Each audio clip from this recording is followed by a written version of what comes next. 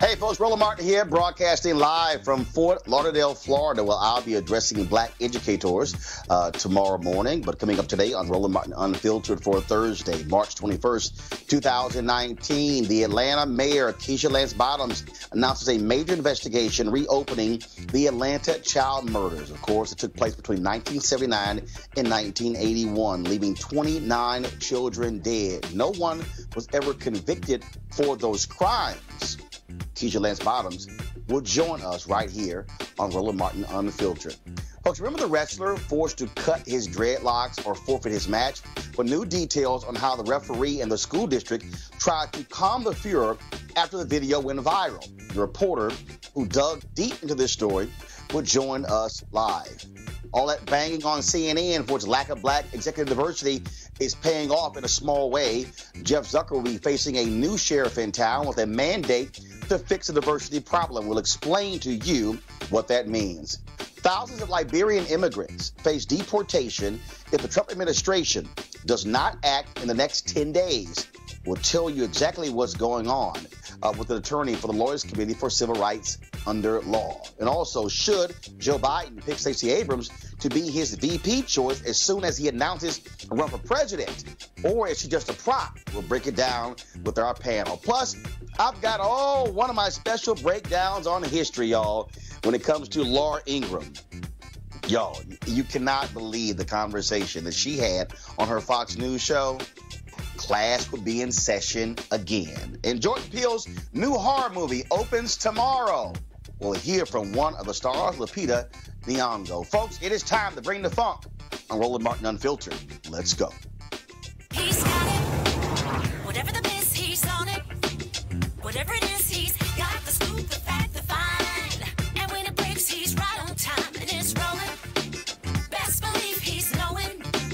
Putting it down from sports to news to politics. With entertainment just for kicks, he's rolling. It's on go, roll, y'all. It's Roland Martin, yeah. Rolling with Roland now. He's funky, he's fresh, he's real, the best, you know he's Roland Martin now.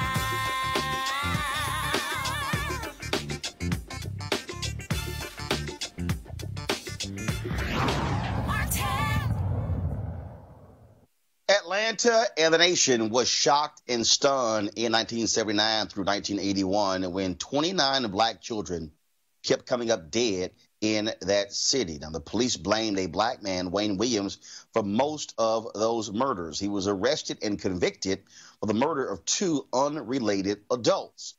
Now, no one has been charged in any of the 29 children's death, but as a result of a new documentary that is coming out drawing attention to the Atlanta child murders, Atlanta Mayor Keisha Lance Bottoms announced today that the cases will be reopened using new forensic technology that may point to a definite killer or killers. Now, in previous conversations, of course, the police commissioner at that time, Lee Brown, he said that no doubt Wayne Williams was indeed the killer, because he said as soon as Wayne Williams was convicted, all of the killings stopped.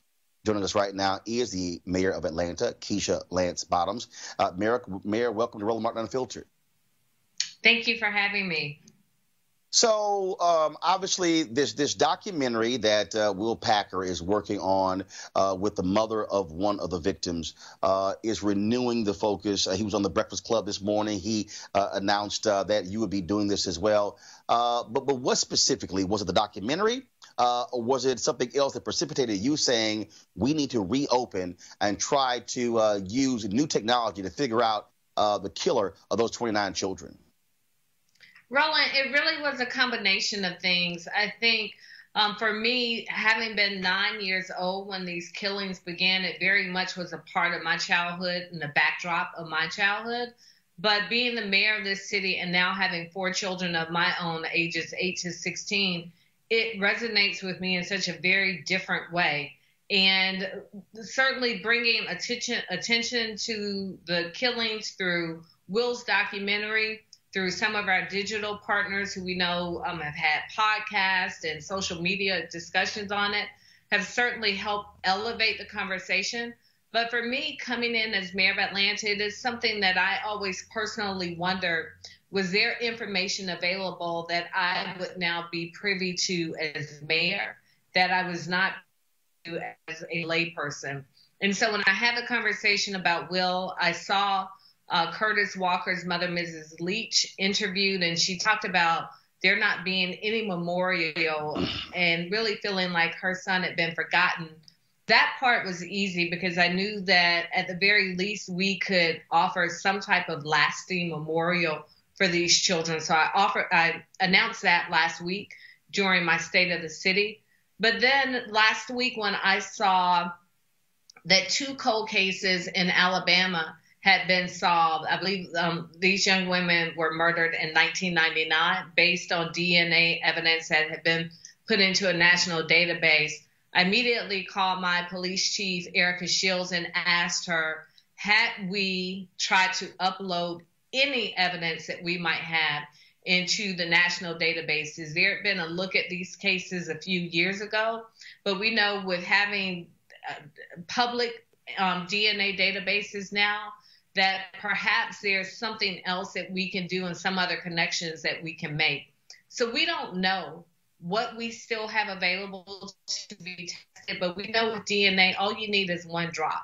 And I even asked Chief Shields today if, and I don't know the answer to this, and she didn't know the answer offhand, is it a way that we can go back and even perhaps look at some of the children's bodies and see if we tested under their fingernails or would there be any evidence after they've been buried that may still be available to us? So I know that when, people are buried, the bodies are cleansed, et cetera. I don't know the answer, but what I shared with Mrs. Leach today is it is important to me that history say that we tried. So we will go back, look at all of the evidence that we have, that the Georgia Bureau of Investigations has. Hopefully the FBI still has evidence, our neighboring jurisdiction, DeKalb County, and we'll see what's available. And we will certainly do everything that we can to at least provide some peace to these families, if at all possible. Obviously, this was perplexing for then Mayor Maynard Jackson because in reading the biography about him, it was just shocking for him every day to come to the work. And when his police commissioner walk in would say, "Don't tell me they found another one." Folks were shocked. Folks were stunned. Yet in previous documentaries, Lee Brown, who was then police commissioner, he said that without a doubt, Wayne Williams was the man behind these crimes because all of the murders stopped as soon as Wayne Williams was arrested. But is it for you, is the issue the fact that Williams was not convicted of any of these crimes, and that for many of these family members, it is still unsettling that although he's in prison, that they didn't get any sort of closure by specifically saying he was responsible or someone else was responsible for their child's death? Well, Roland, you know that I've been a lawyer for a long time and I was a judge for many years. So I do understand that there's a process and sometimes prosecutors make certain decisions as to what they will prosecute and what they won't. The interesting thing that I think has always really struck people in Atlanta, and when you look at profiles of serial killers, is that the murders that Wayne Williams was actually charged with were murders of much older young men. Yeah, two And the adults. vast majority of these victims were children. And something that I learned that I didn't even know, one body has still never been found. And there were 3 that were not definitively linked to Wayne Williams. So I think that people differ. I think the professionals differ. And I know that people in the community differ. Many people don't believe that Wayne Williams killed all of these victims. I don't know the answer to that. But what I do know is that he was not charged with all of the murders, that there are still families out there who don't believe that he was responsible. And we owe it to these children, to the legacy of these children. And again, I go back to, I was 9. And Right. I lived through this, and to now stand as mayor of Atlanta, we owe it to do all that we can do to say that if there are answers to be had, then we won't stop until we get those answers. And if we go through all of the evidence and there's nothing else to be found, then we can at least look these families in the eyes and say that we tried. But we will have a memorial in this city and find the appropriate way to honor these families and these children. And to hear Mrs. Leach say that she finally feels heard, for me, was extremely fulfilling. And I'm just grateful that we can at least provide that comfort to her. It is stunning that after all of these years, there is no memorial in Atlanta for these 29 children. Of course, in 1979, when this started, I was 11 years old, and I can tell you it reverberated in Black communities all across this country. Black parents were constantly checking on their children because of what was happening in Atlanta, because there was fear that it could somehow spread to other cities as well. And so what's your timeline for this memorial in terms of when it will commence and be completed? We are getting to work on that immediately, and Will Packer has already agreed to do whatever he can do to help us facilitate that. But most importantly, we want input from the families as to what they would think would be appropriate. And, you know, if you can imagine this today, I remember Roland, my grandmother and my aunt calling from Chicago, begging my mother to send me to Chicago to live because they were killing Black children in Atlanta. And it is something, I think what's really struck me is how emotional it's made me 40 years later, because what I realized is that I processed all of this as a child living through it. And for us in Atlanta, our biggest fears came true. There was a boogeyman in our lives, but processing it and looking at it from the lens of a mother with children of this age, I cannot begin to imagine what that pain must be. So I think a memorial is the very least that we can do, and we should have done many, many years ago. All right. Atlanta Mayor Keisha Lance Bottoms, we certainly appreciate it. Thank you so very much. Thank you for having me.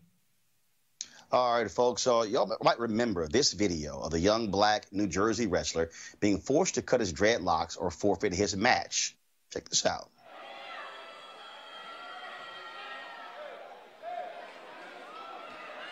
Now, the white ref said no to wearing a cap as the wrestler.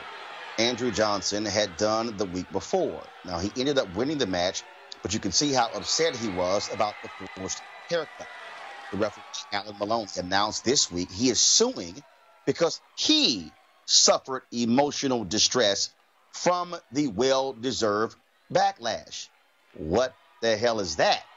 Joining us now is Melanie Burney, is a reporter for the Philadelphia Inquirer, who has dug deep into this story. Melanie, welcome to Roland Martin Unfiltered. Hello, Roland, and thanks for having me.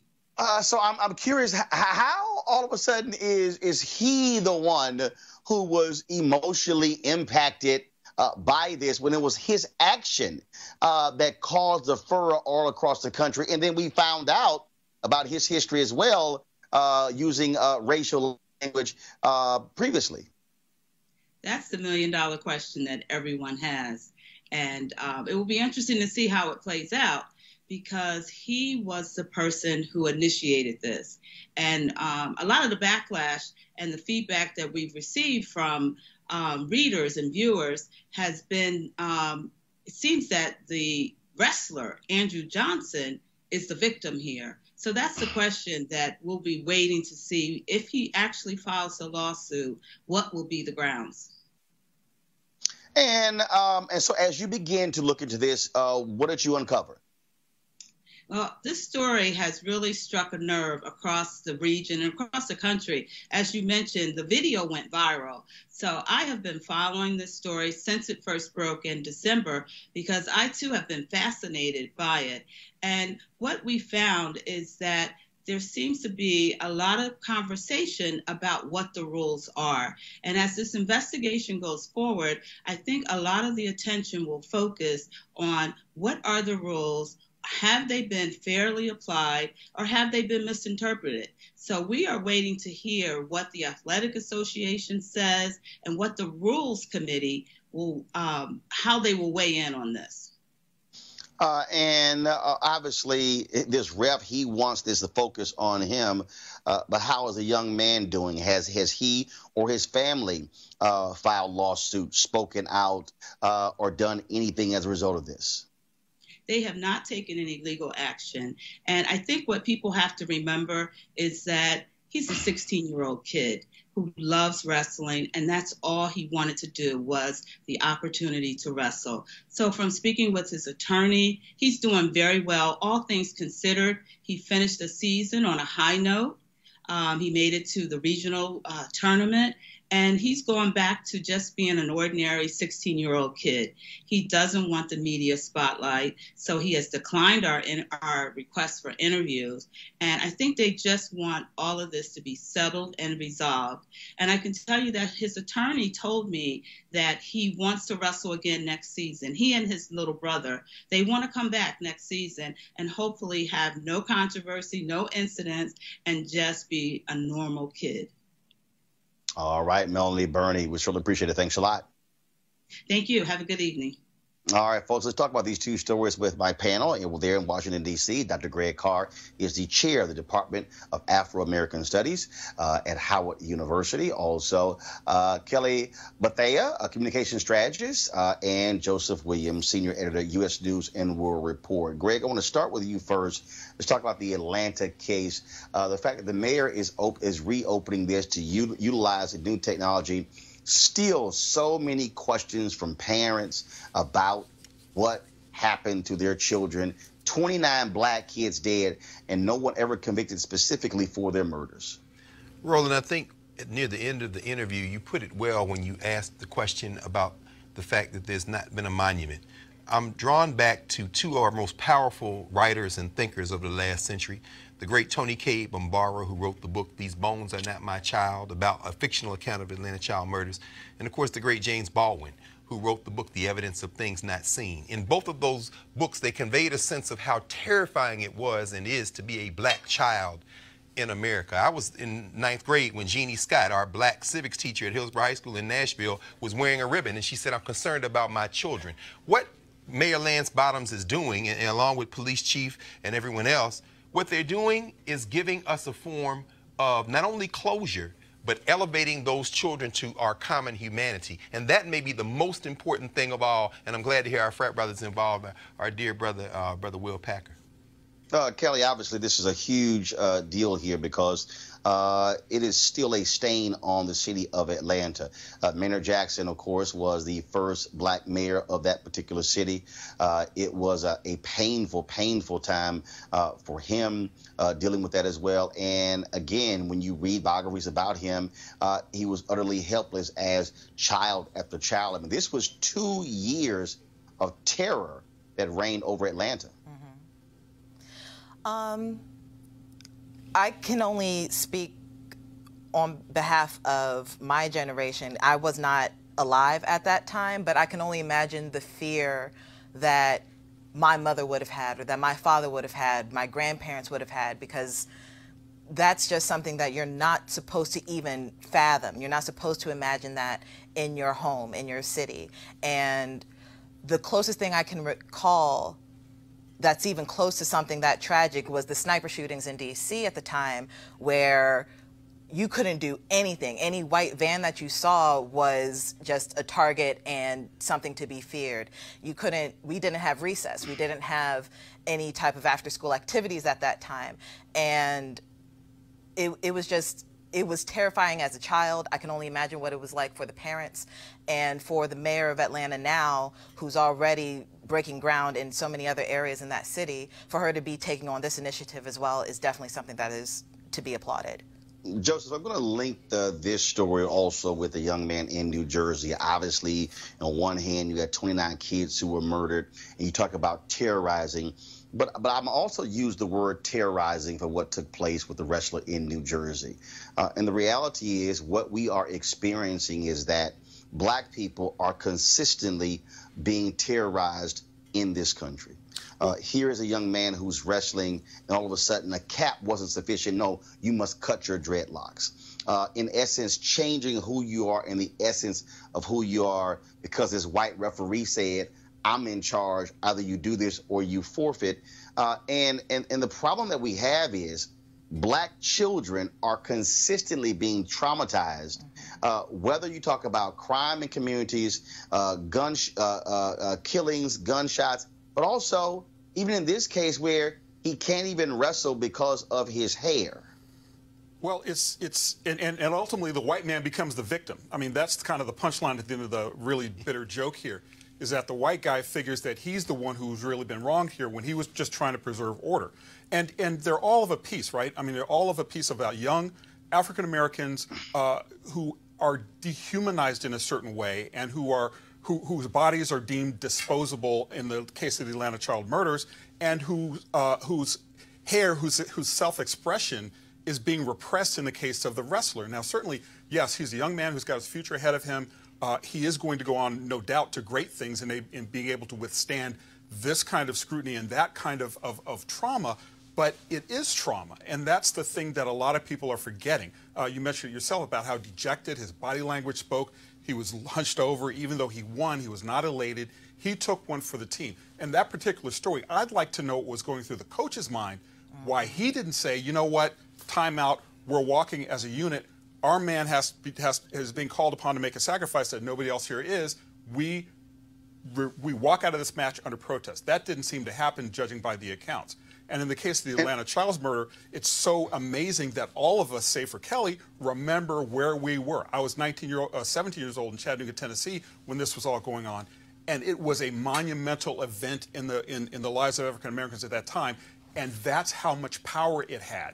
That's how much power is going to be, how much energy, negative energy, is going to be released in simply opening up this case again.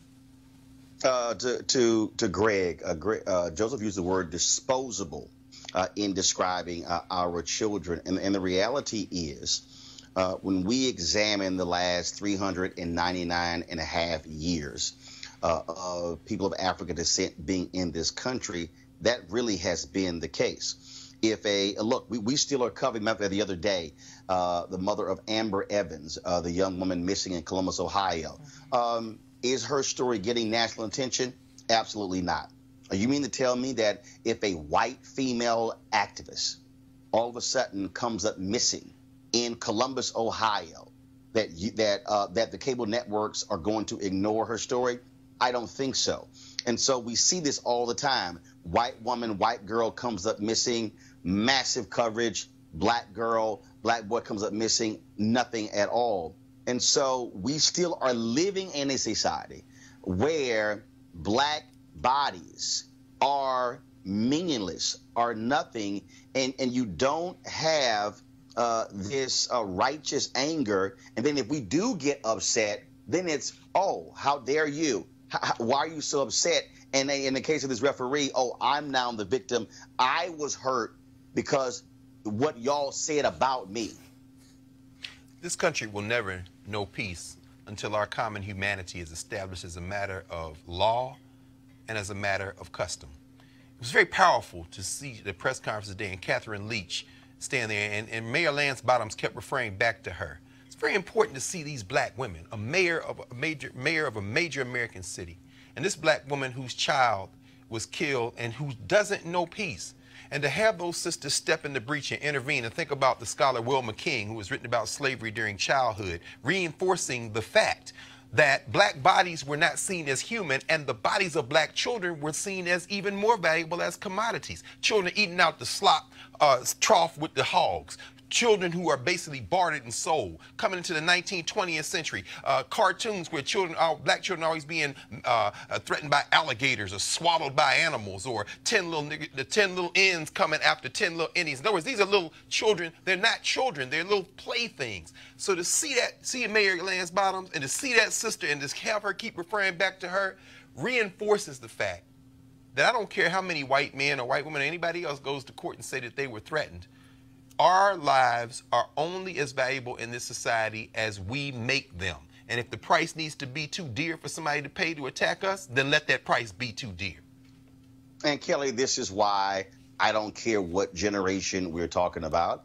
We must follow exactly what Frederick Douglass said, and that is agitate, agitate, agitate, and the power concedes nothing without a demand, never has and never will. Absolutely. There has never been a situation that I've read, that I've been taught, where true change happened through just peace. Something always had to be agitated. Something always had to be interrupted in order for anything positive to happen. And when that happens, it's not necessarily all positive. Sometimes it requires violence, sometimes it requires protest, sometimes it requires you being uncomfortable in order to get comfortable afterwards. So it needs to be a situation, it needs to be some type of movement in which we need to be okay with being uncomfortable, at least for a time, so that the change that we need, the change that we, quite frankly, demand and deserve, can come to place. But see, very interesting. Joseph, real quick, go ahead. Okay, I was just saying, twas ever thus, though, right? I mean, and even now we're hearing talk about civility. Why aren't our politics more civil? Why can't we talk to one another like we used to? Well, when we talk to one another like we used to, that was a form of subservience if you were a black person. So I don't think that civility is the answer here, and people keep calling for it. I think it's a reaction to what's going on outside of those certain halls of privilege. Well, it's very interesting when you talk about the notion of civility, and also how black folks have to understand that we've got to be willing to also challenge folks. I had lots of people who on my Facebook page who were saying, why are you making a big deal out of there being no black executives at CNN? And then, of course, you had the black folks, Greg, who were saying, why is it that we just don't start our own, as if we actually haven't done that? But I keep saying, why can't we do both? Well, folks, a couple hours ago, the story dropped where the head of Warner Media, AT&T, of course, is the parent company. They bought Time Warner, so they merged, and so it's called Warner Media. He announced a chief diversity officer is going to be hired. John Stankey said that chief diversity officer is going to report directly to him. He said there was a town hall where he attended, where he was questioned about the issue of diversity and inclusion. And he said it absolutely matters. Now, also was very interesting, the Los Angeles Times, first of all, reported this story, and he sent out a letter. And I'm going to read for you a quote here that I found to be very interesting in the quote. Stankey said on Thursday that Warner Media has recently implemented a new talent review and management process designed to identify and promote emerging talent within the company. Joseph, I don't think there's any shock that all of a sudden this position is being created after the National Association of Black Journalists has blasted CNN President Jeff Zucker for no black executive producers, no black vice presidents, no black executive vice presidents, no black senior vice presidents, and no black direct reports. And not only that, we have demanded a civil rights audit of the company as well be examined to look at these very issues. And so, although other media out there may not want to give NABJ credit, because we've been joined by the NAACP, the Congressional Black Caucus, NNPA, Reverend Jackson, Alpha Phi Alpha, we've been joined by so many other groups as well. They are responding to pressure. And this is why I need the black people out there who are listening to shut the hell up and stop acting as if we cannot make demands on a system when we are the ones who are watching and we are the ones who are also making this possible. Joseph. It matters. I mean, it matters. Diversity matters. It matters in coverage of presidential campaigns. Somebody could argue, and probably credibly will, in a paper or study somewhere, that CNN had a very large hand in helping elect our current president by airing his rallies unfiltered, by not really critically questioning him, and by letting a lot of stuff go by. So it absolutely matters. The one thing that I want to question, however, is whether or not the diversity executive is going to get the kind of power that he or she needs to make real change happen. I mean, we've seen it over and over again where these companies hire diversity. Google was one where they hired a diversity executive, and that person was rendered basically toothless because the system was not invested in change. So that's number one. Number two, there should not be any discussion about why NABJ matters or not, because it absolutely does. Without their calling CNN out, without them spearheading this particular aspect of their coverage, we wouldn't have the kind of progress that we have today. And we need this to keep happening. NABJ matters. Join your chapter, go to the convention, do whatever you need to do to get behind the organization. Greg Carr, let me be real clear for the folks who don't understand. NABJ is not going, yay, they're hiring a chief diversity officer. We still want to see those black executives. So we are acknowledging this, but we're actually preparing a statement that we're going to be sending out very soon, making it perfectly clear that we are not relenting in our call for black executives, and we still expect to schedule a meeting with AT&T CEO Randall Stevenson since Jeff Zucker doesn't have the courage to sit down with NABJ because he doesn't want me at the table. Well, I mean, one thing is for sure. If history has shown us nothing else, it is when the black press acts in unison and black folks support the black press, the non-black press has to respond.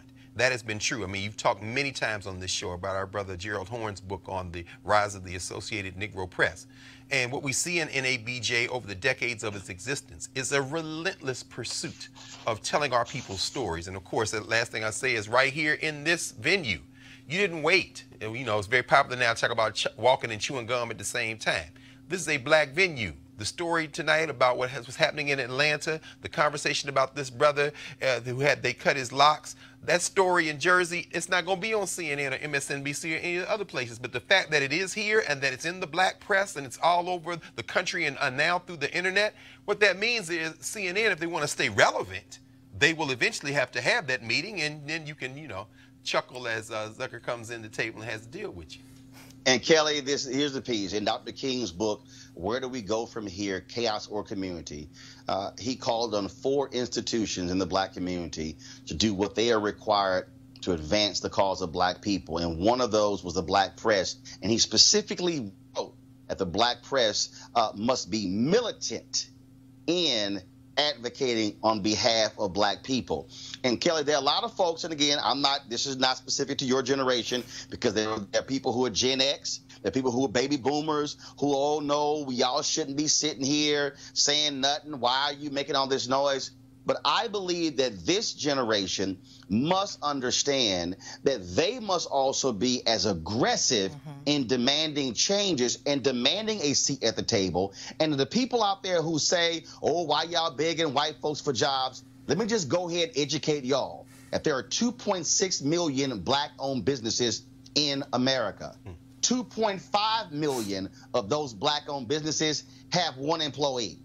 That means out of the 2.6 million black-owned businesses in America, only 100,000 have more than 1 employee. So the reality is black people in America are likely going to be working for white people. So to act as if that, oh no, y'all should just stop and create your own, that's not the reality. And the people who also are yelling, create your own, this is a black show that we're creating our own, but how many of y'all are willing to support?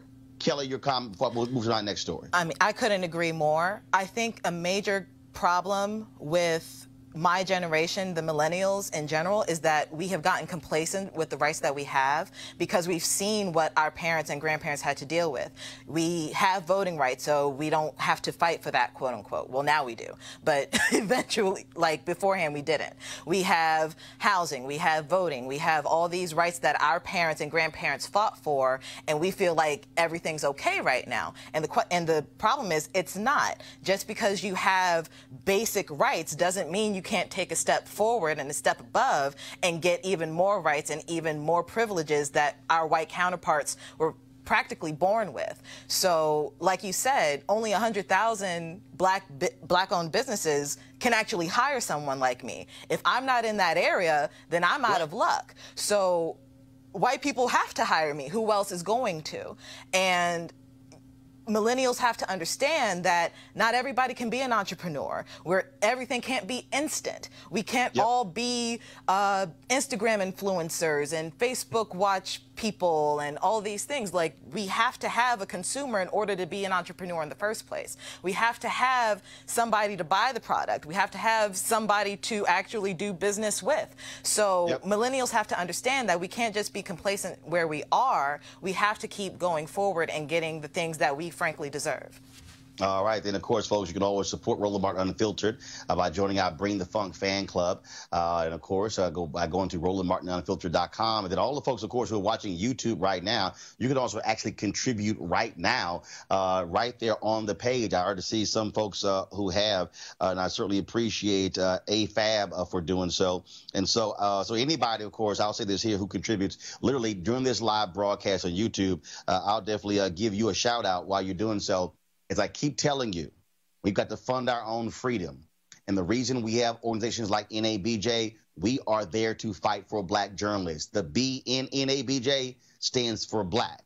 And so we're not going to relent. We're not going to back off. And so CNN has to understand we're not going away. We met with ABC on Monday. We met with NBC last Friday. We're scheduling meetings with digital companies. I've got an email today from a newspaper company out of the Southwest where they have some 200 employees, and they've got 20 executives and not a single African-American. Trust me, they too will be getting a phone call.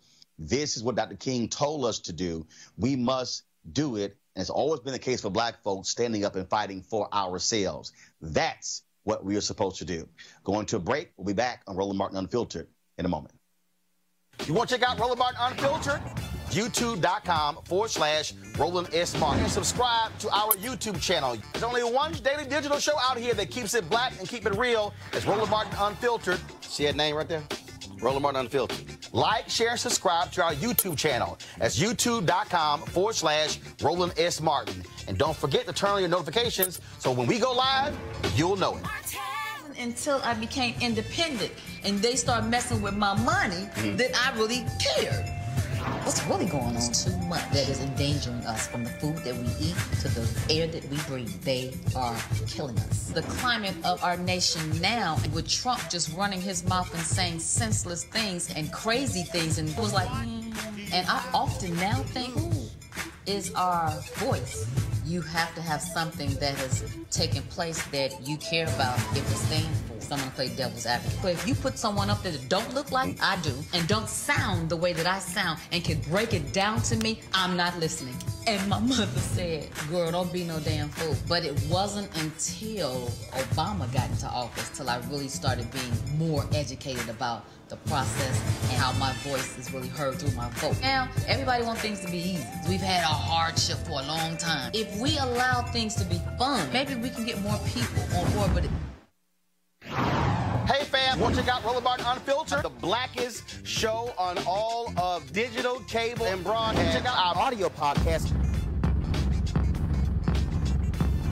There's only one daily digital show out here that keeps it black and keep it real. It's Roland Martin Unfiltered. Press play.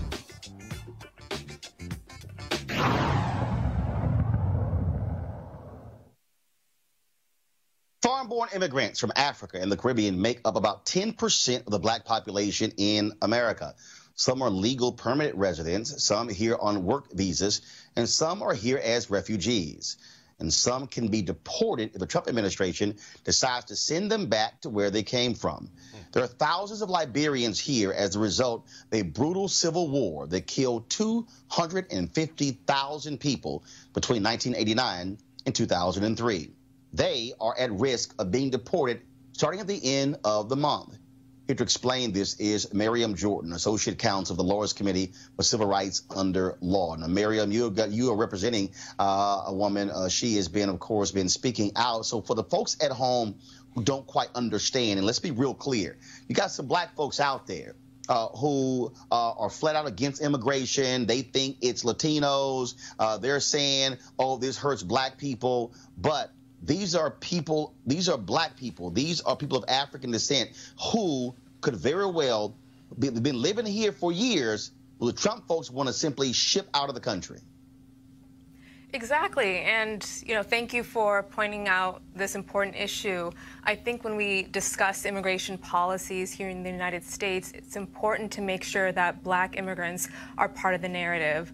I think that given our current climate, it is common for these immigrants to be ignored. And getting back to the DED point, Liberians have been here for roughly 30 years because of armed conflict in their country and the Ebola virus outbreak, and they've received humanitarian parole.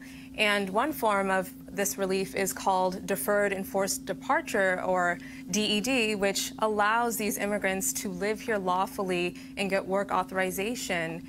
And I think currently there's about 4,000 Liberians who are benefiting from DED throughout the United States, and they've developed strong ties here. They are homeowners, they have attended universities, they have U.S. citizen children.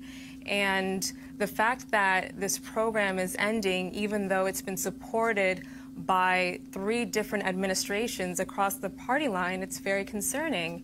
And starting at the end of this month, if the end of DED moves forward as Trump intends, these Liberians could be subjected to deportation and forced to abandon their homes and their jobs and their families here. And what you have here, you have an administration that has consistently targeted immigrants, especially black immigrants. Trump made his shithole comment, and they do not want to see folks from Liberia, from Sudan, from Haiti, from other African nations. I mean, this is very targeted by this administration. Yes, exactly. And so my organization, as well as Pro Bono Council and our Boston affiliate, have filed this lawsuit challenging the end of DED because, in part, this decision was made because of Trump's racist attitudes towards immigrants of color, especially black immigrants. And the end of the DED program is just part of the program, or the pattern of immigration policies that have, unfortunately, solely affected immigrants of color. And when you think about all of these statements that President Trump has said before and during his presidency, it's very clear that he has these negative attitudes, spanning from insulting statements about Mexican immigrants, what he said about Central American countries, of course, what he's said about African countries and them being asshole nations. And so I think it's really important to, for this lawsuit to capture what is really happening here, and it's that there is racist attitudes towards immigrants of color, and that President Trump has documented statements indicating that he prefers white or European immigrants to come here instead. It's been documented, he questioned why we don't have more immigrants from countries such as Norway. And so, all of these hurtful comments just show what is at play here, and that racism is playing a huge role in these immigration policies that can harm thousands of people, including thousands of Liberians who will lose their DED status at the end of the month. Greg Carr, you've got, again, you got black folks out here who are sounding like MAGA supporters, trashing black immigrants and saying, oh, ship them home, ship them home. But this, to me, is illogical, and this is clearly targeting people who look like us. Absolutely. I mean, it's a silly-minded argument to make. as the Republican Party has shifted to become the party of white supremacy, we trace this back in the post-Reagan era to George W. Bush, in fact, who moved the Liberians off of temporary protected status and put this DED thing in play in the first place, to have it renewed every year and a half or so. The Republican Party has increasingly become a party of white supremacy, and so to our friends and family out there who would make a distinction between Africans anywhere in the world, please be reminded that our open enemies aren't making that distinction. And so when they're not making that distinction, we have to move as Stephen Horford out of Nevada did. I'm thinking about Yvette Clarke in New York. There are many immigrant populations of African people in this country, from the Caribbean, from Latin America, all over Africa, French-speaking Africa, English-speaking Africa. And these Liberians, I remember when the first wave came when I was in college. When you go from Samuel Doe to Prince Johnson to Charles Taylor, all the way up through Ellen Sirleaf Johnson, and now George Weah. Liberia, as it's working to get its act together, America has no problem dropping AFRICOM, all Africa, and chasing terrorism and trying to take natural resources. Damn it, we need to stand up and fight for our family wherever they are in the world. And at this moment, that means keeping these Liberian folks in our family here in the United States of America. Miriam, what do you want us to do? What do you want the people watching to do? So I think there's many different ways to target this upcoming end of the DED program. So aside from our lawsuit, there's also the possibility of a legislative fix. And so I think it's really important to urge members of Congress to support legislation that will create a pathway towards permanent residency and citizenship for these Liberian DED holders. And it's really important to understand that DED has benefited immigrants from other countries, and when their status was ending, Congress in the past had found ways to pass legislation that created a pathway towards permanent residency. And I think that given this pattern, I don't see why this Congress can't do the same for Liberian DED holders. All right, Miriam Jordan with the Lawyers Committee for Civil Rights Under Law. And anytime Kristen is here, I always tell her she has to make the appeal for folks to support the work that y'all do. So for folks who want to support the Lawyers Committee, what's the website to go to? LawyersCommittee.org. All right, always ask for money, Miriam. Always ask for money. I'll remember that. Thank you. Very much. Always ask for money. All right, going to a break. When we come back, we're going to talk about this white racist DA in Mississippi who is running unopposed. Makes no sense. Stacey Abrams, could she be on the ticket with Joe Biden? And, we got to have a little history lesson for Laura Ingraham and, of course, a clueless guest on Fox News who had no understanding about the Civil War and the Constitution and American history. You're watching Roland Martin Unfiltered. Back in a moment.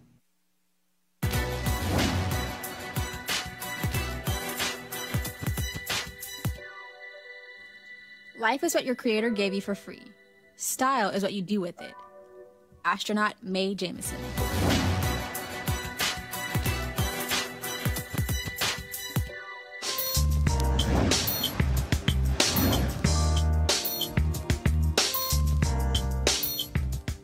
All right, folks, HBCU Giving Day. North Carolina Central University is our school of the day. Founded in 1910, located in Durham, North Carolina. Notable graduates include Julius Chambers, Willie E. Gary, Maynard Jackson, and many more. If you want to support North Carolina Central, go to nccu.edu. First of all, y'all have Willie Gary? No, he went to Shaw.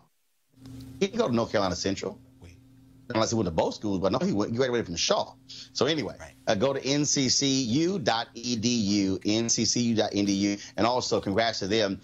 They also made March Madness, lost, of course, in the first four, but shout out to the basketball team for advancing. All right, folks, now calling on HBCU alumni, students, and leaders enter the Ford Motor Company HBCU Mobility Challenge, and you can win $25,000 for your school. Building on their long-term support of HBCUs, Ford is looking to improve mobility in HBCU communities through innovative solutions. The winning program will receive a grant of up to $25,000 to implement the proposal. The deadline to apply is March 31st, 2019. Go to fgb.life for more information and to apply. Ford goes further in our community, and we certainly thank them for being a partner here at Roland Martin Unfiltered. All right, folks, we tell you all the time why it's important for us to be involved in all elections. Yesterday, we told you about the Supreme Court looking at the case of this DA in Mississippi named Doug Evans, a white prosecutor who tried the same man 6 times for murder until he got a conviction. He kept 41 out of a possible 42 black jurors off of the case. The Supreme Court heard oral arguments of this case of blatant discrimination. Today, we learned that the prosecutor will serve 4 more years because no one filed to run against him by the March 1st deadline. Folks, this is why we cannot ignore races like District Attorney. You look at what is taking place in Philadelphia, in Baltimore, what is taking place in cities all across the country when you have DAs of conscience who understand the importance of mass incarceration, then they are able to make changes. And even if this guy, being white in Mississippi, would win, he should always have an opponent. Also, something real quick, Clarence Thomas yesterday, he asked his first question in 3 years regarding this case. Oh my God, this is a doozy. So when they were talking in the round of questioning, he asked the plaintiff in the case, did the defense strike any black jurors, or did they use race to strike anyone from the jury? And she said, well, yeah, we struck white jurors from the jury pool. He was somehow trying to make a point. Then, of course, Sister Sonia Sotomayor, she jumped in and said, I'm sorry, you only struck white jurors because the DA had already gotten rid of all the black people. So there was nobody left for you to strike other than white jurors. And she said, yeah, that's correct. Yeah, that's what happens when you got Clarence Thomas on the damn Supreme Court. Okay. All right, folks, Stacey Abrams, of course, she lost her bid for governor of Georgia. Could she be the vice presidential running mate for Joe Biden? Well, Axios is reporting that the Biden camp is literally debating this very issue as to whether or not they will announce her as his VP pick to somehow have a unity ticket. Now, normally what happens is the person secures a nomination first, and then they pick their vice president nominee before the Democratic convention. Well, Biden is looking at something quite different. The question for our panel is your thoughts on this. Kelly, I want to start with you. Again, quite untraditional. It could throw people. Biden met with her. It was at his insistence for lunch a couple of weeks ago. What are your thoughts about this possibly happening? I like it. To be frank, the fact that they're planning this far ahead and actually trying to get something, concrete together, I think would be best especially for the Biden team, because he's almost coming in as an incumbent. He's kind of coming in as Obama 2.0, so to speak. At least that's how people are going to market him.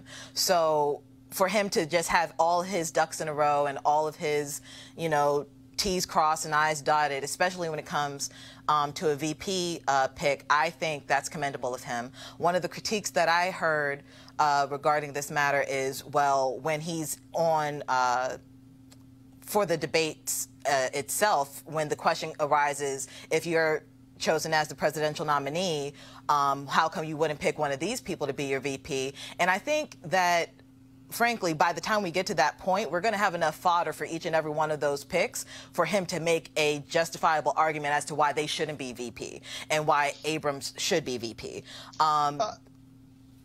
Joseph, I'm going to go to you. First of all, I understand the dance here.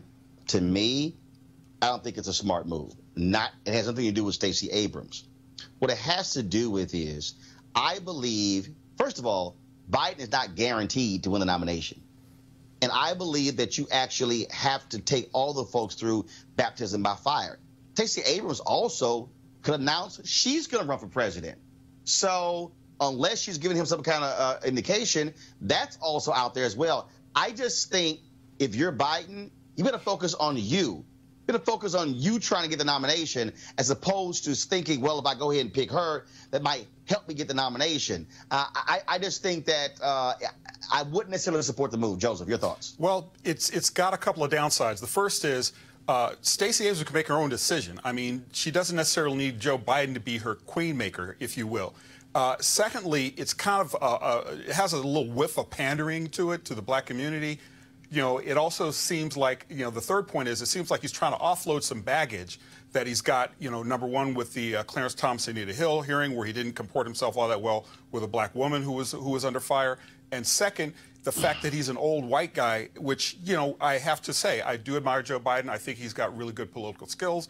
He was part of the winning ticket, but the optics really aren't that great for white guys this year in the Democratic nomination. So I think he's trying to help himself. But also, you know, Abrams has got to weigh this move. He may not get the nomination against her own future and her own ambitions. What happens if he fails? What happens if there are better candidates out there? Or what happens if she decides to run for president herself? It's got some upsides. The downsides, I think, make it a no for me. Greg Carter? Yeah, you know, I think about, you know, I spent 17 years in Philadelphia, and another adopted son of that city, Allen Iverson, with his crossover dribble. He could freeze his defender.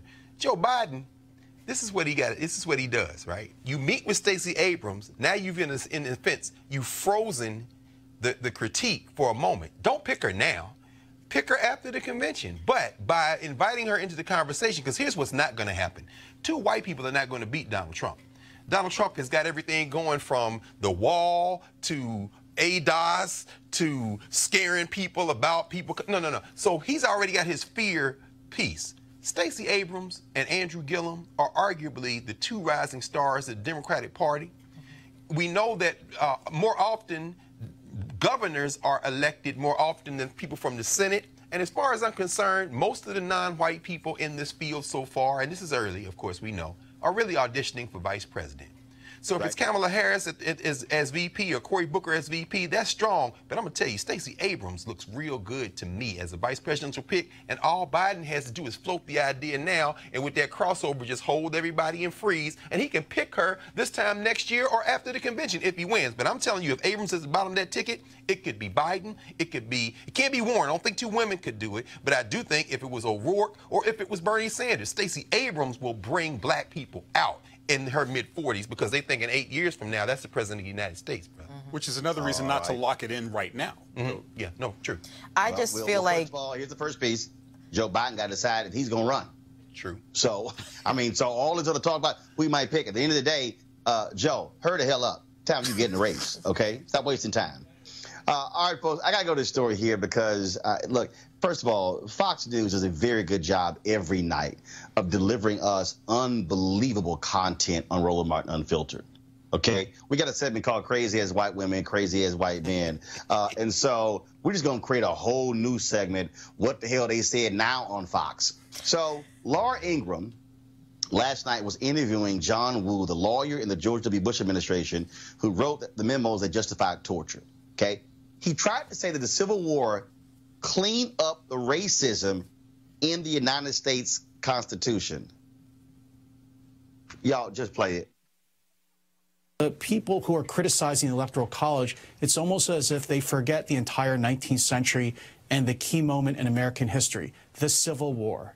If there was an original sin in creating the Electoral College and the Constitution, Abraham Lincoln and the North fought a war where 600,000 Americans died to end slavery and to correct the mistakes.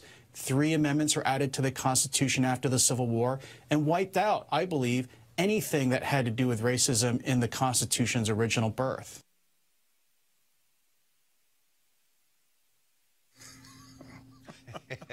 That's beautiful.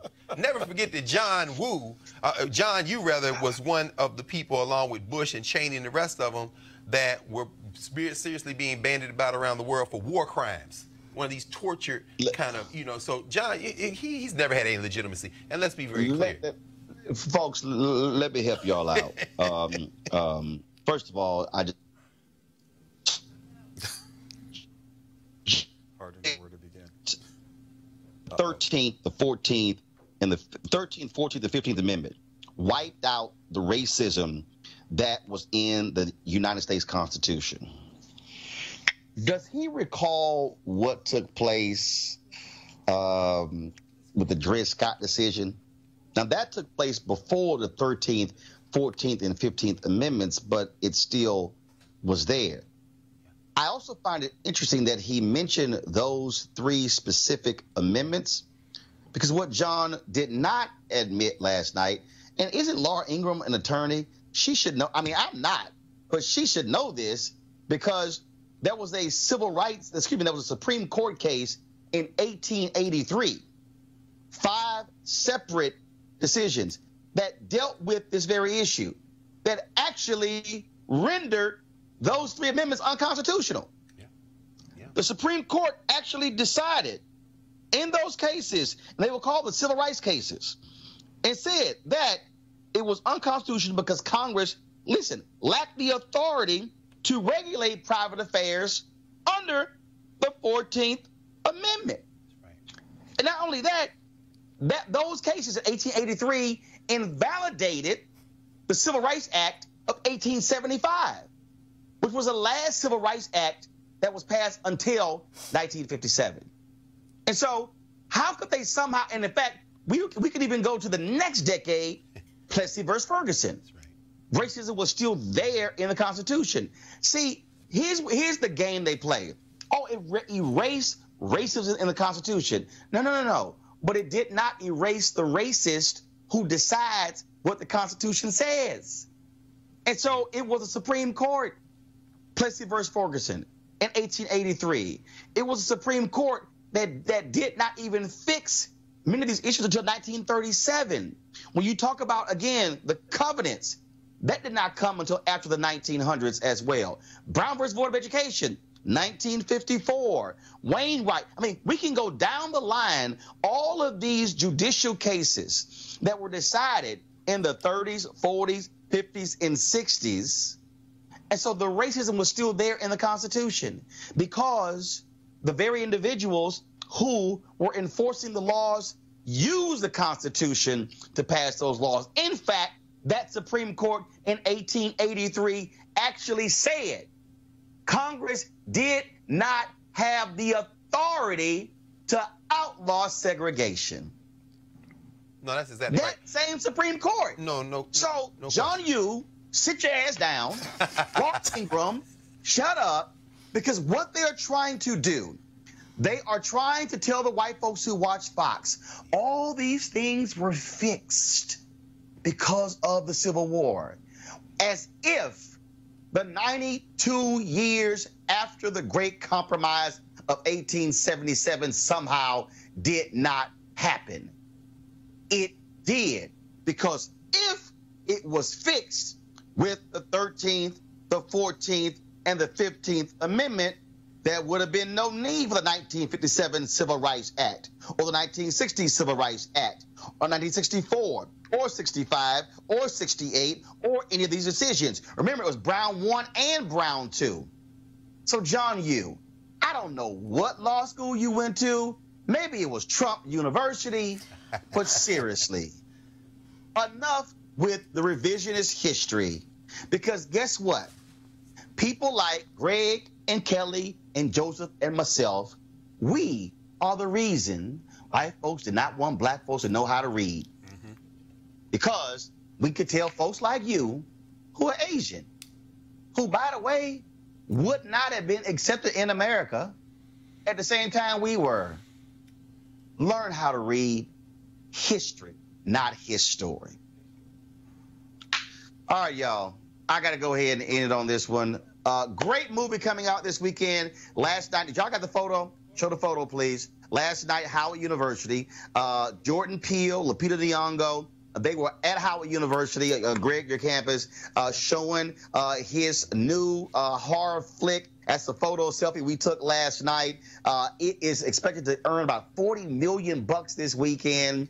Here is an interview with Lupita Nyong'o. We meet a family, the Wilsons, and the mother, Adelaide, is riddled with this trauma from her childhood that she cannot explain or shake off.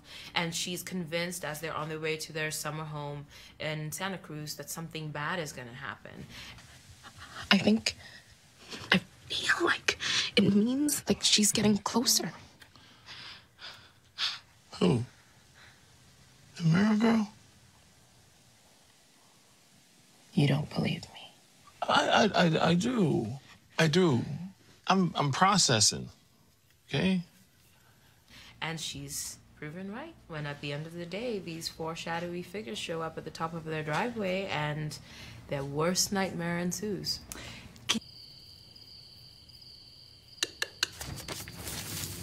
Hey!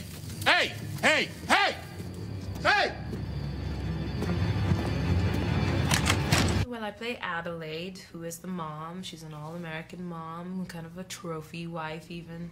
And she is, you know, she's the primary one that we experience this story through. And because of that foreboding sense that something is coming for her, she's, you know, she's on her toes.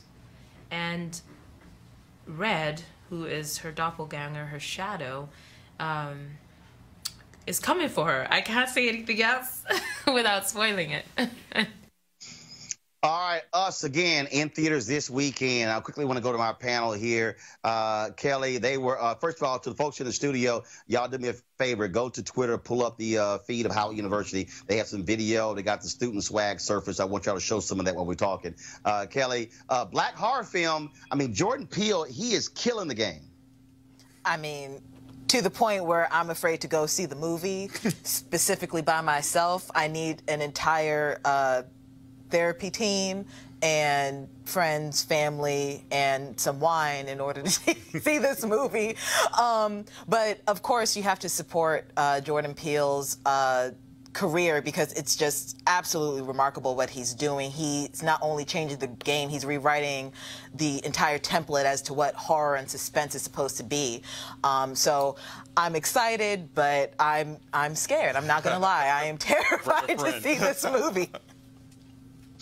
Joseph, first of all, I think what's awesome about this is, again, here's Jordan Peele, who folks know from the comedy show on Comedy Central, who is just changing the game, and not just even with horror. He was the one who made it possible for Spike Lee to do Black Klansman, and Spike said, I wouldn't be in this position if it wasn't for Jordan Peele. They're opening doors for each other. Spike opened the door for Jordan. Jordan opened another one for Spike. And what's interesting about this film and what's remarkable about it is the fact that it is normalizing the black experience. Black people get to be in horror situations just like the white people do. And he's redefining something and groundbreaking with a combination of humor, the black experience, and horror. And it works on so many levels. At least Get Out did when I saw it, and I expect the same thing from this film. And he also deliberately gave a shout out to HBCU and had his main character dress in Howard gear just for this occasion. And again, Greg, that's a great point there. You saw the pull-up selfie. They presented the three of them with Howard University sweatshirts last night, and he said it was just sort of organic how it happened. And so here's a black director, a black writer who is changing the game, and making it perfectly clear. You know what? I'm going to put us at the center. And he said last night to the students, and guess what? This is a horror film where black people live to the end. Yeah, you know, it's interesting because, I mean, I would put us in the long arc of black horror films. Think about films from the 1970s like Blackula, featuring, of course, one of the great classically trained actors, William Marshall, and then the one with Pam Grier as a Vodun priestess, Scream, Blackula, Scream. So this is not like the first, like Abby. Remember the zombie movie, Abby? And we can come forward. So I hope that Brother Peele, I expect, is going to do well. I'm not scared to go see it because, quite frankly, I think Get Out was a little overrated as far as I'm concerned. So we'll see how he does on his sophomore. Oh yeah, absolutely, kind of a thin plaque. Greg, okay, Greg, you can get your ass whipped on that one. Well, that's all right because I'm not scared because I'm a black man in America, which means my horror show starts in the morning and ends at night every day.